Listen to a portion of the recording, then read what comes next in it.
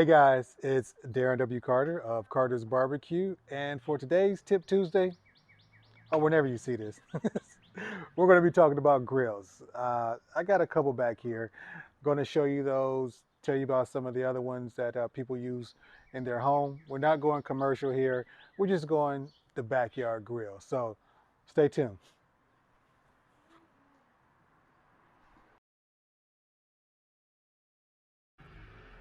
Okay, welcome to my happy place.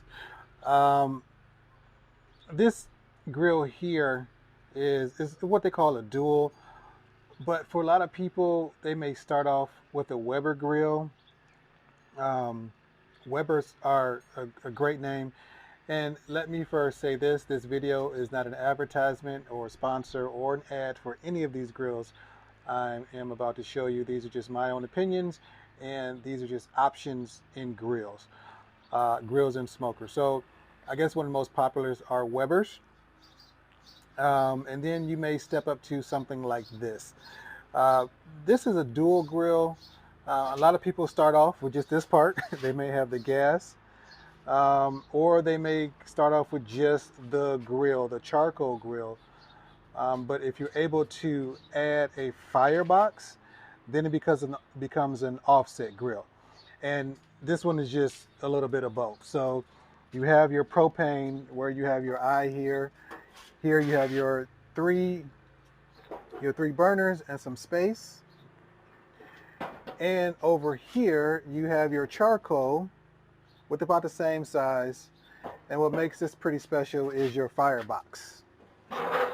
Put your coals in there, and then you do what we call smoking and indirect heating, to where your heat goes into the main chamber. Now, what I don't have is an offset smoker that is complete.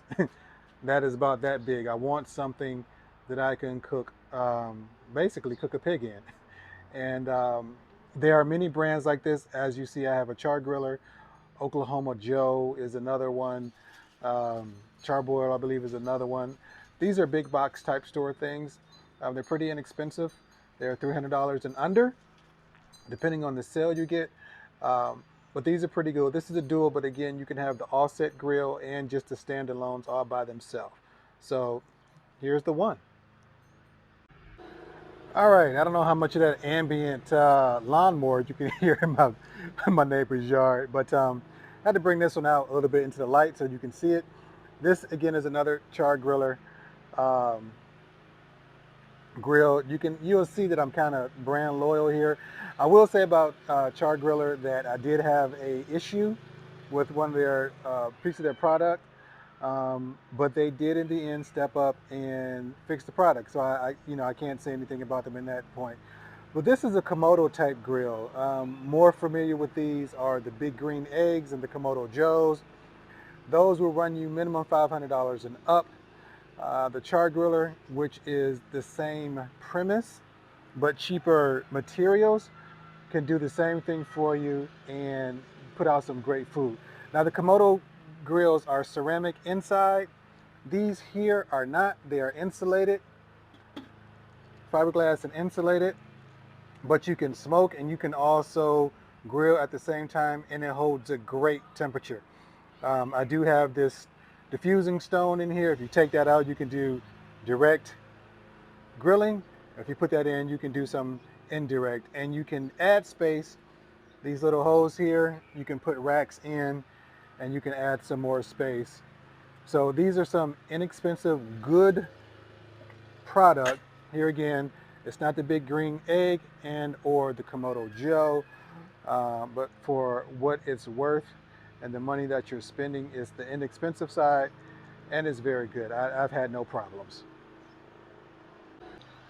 Before I show you my last grill of choice, I wanted to show you this flat top. It is a good piece to add to your arsenal of outdoor cooking.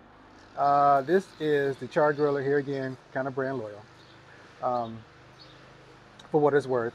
Here again, this is not sponsored, or they're not paying me or any product for this, but I use what I use.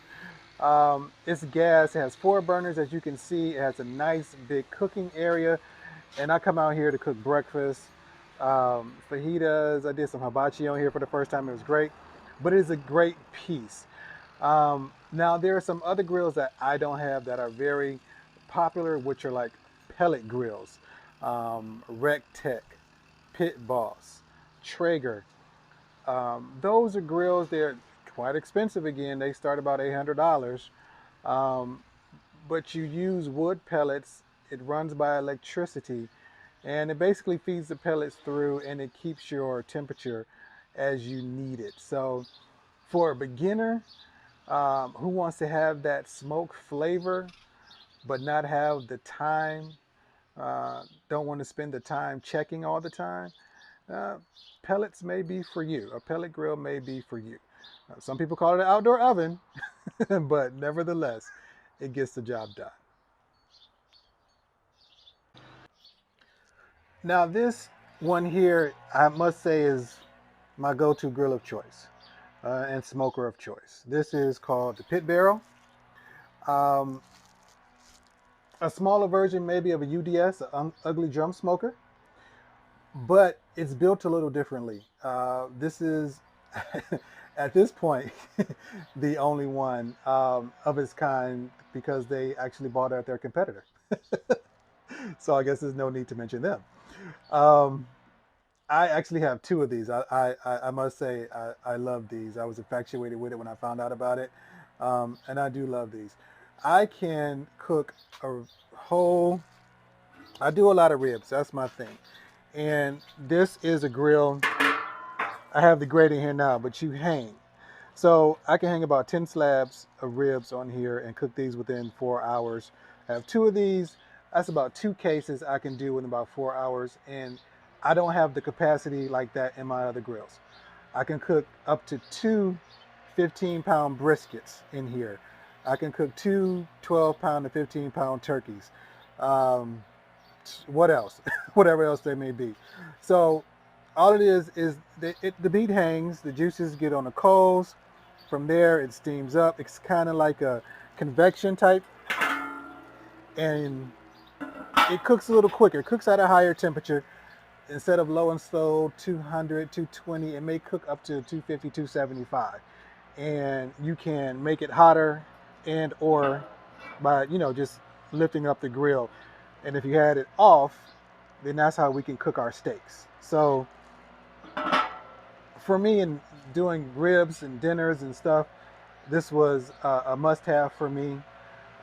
So much so, again, I got two. I have two, and the capacity is great. So this is a different type of thing. It may not be for everybody, but it's great to have, and it's portable. And there goes the lawnmower again. But it is a great smoker slash grill to have. So there are other type of grills that you may like, but they're more for the professional um, than they are for the backyard. There are gravity fed grills. You put charcoal into a chamber, and as the charcoals are lit, they fall down and heat the chamber. You also have H2O grills, where you have a chamber for your coals or your wood, and then it steams up a water pan. There are other options. Those are more expensive options. But the main thing is find what works for you and find something to build a fire and throw something on the grill. So that's kind of it. As everything, you got a chance to hear about your kind of beginner to a little bit more time inducive and conducive grills, but I hope you learned a little bit of something. I just want to give a shout out to my Grill Master shirt here, to Inspirations of Love. Um, I am the Grill Master, Darren W. Carter. All right, so as always, check down for the social media handles. Please share, like, favor, all that kind of wonderful stuff. And until the next Tip Tuesday and or Test Kitchen Tuesday, you take care.